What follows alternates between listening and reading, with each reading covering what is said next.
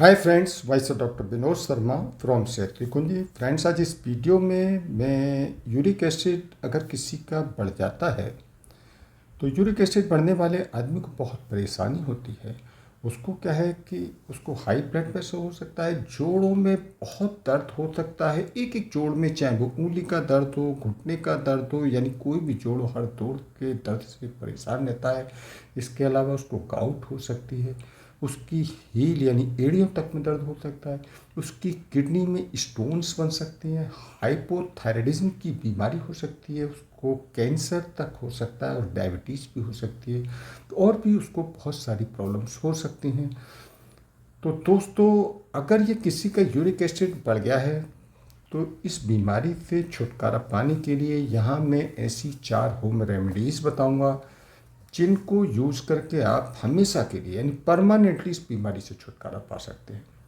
तो उससे पहले मैं आपको ये बताऊं कि यूरिक एसिड एक्चुअल में क्या है और क्यों बनता है। देखिए दोस्तों, हम जो भी खाना खाते हैं तो खाना जब हमारी बॉडी में जाता है तो उसमें से जो काम की जो चीज़ें हैं, काम की जो सब्सटेंसेज हैं, वो तो हमारी बॉडी में रह जाते हैं और जो बेकार के यानी वेस्ट सब्सटेंस है वो हमारी बॉडी से बाहर यूरिन या स्टूल के थ्रू बाहर निकल जाते हैं। तो इसी तरह से ये जो यूरिक एसिड है ये भी एक तरह से हमारी बॉडी का बेकार का सब्सटेंस यानी वेस्ट सब्सटेंस है। तो अब ये जो वेस्ट सब्सटेंस है ये बनता कैसे है यूरिक एसिड? देखिए, जो लोग ज़्यादा प्रोटीन डाइट लेते हैं उन लोगों में ये यूरिक एसिड बढ़ जाता है, क्योंकि जो ज़्यादा प्रोटीन लेते हैं तो प्रोटीन अंदर जाकर प्यूरिन बनाता है और प्यूरिन जब टूटता है तो वो यूरिक एसिड बन जाता है। अब ज़्यादा जब यूरिक एसिड हमारी बॉडी में बनेगा तो क्या है कि ये वेस्ट सब्सटेंस मैंने बताया आपको, तो वेस्ट सब्सटेंस ये किडनी फिल्टर करती रहती है।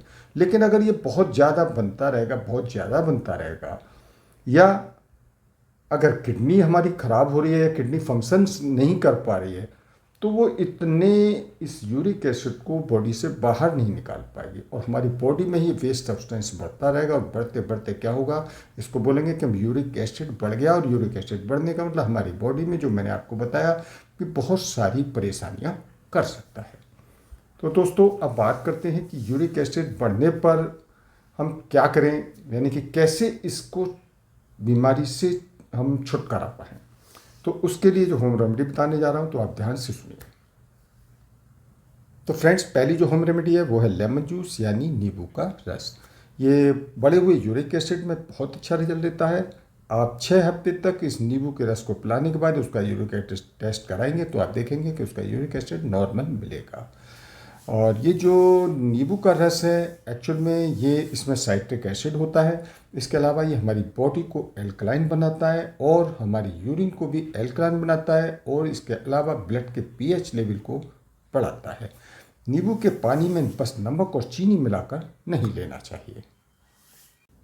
इसी तरह दूसरी होम रेमेडी है बेकिंग सोडा। बेकिंग सोडा भी यूरिक एसिड को घटाने में बहुत अच्छा रिजल्ट देता है। 1 गिलास पानी, उसमें आधा चम्मच बेकिंग सोडा घोलकर आप केवल 2 हफ्ते तक पी लीजिए। उसके बाद आप यूरिक एसिड टेस्ट कराएंगे तो आप देखेंगे कि आपका यूरिक एसिड घट गया होगा। तो फ्रेंड्स, अब हम डिस्कस करते हैं तीसरी होम रेमेडी के बारे में। तीसरी होम रेमेडी है गिलोय। गिलोय एक बहुत पॉपुलर प्लांट है, हर जगह मिल जाता है, आराम से मिल जाता है।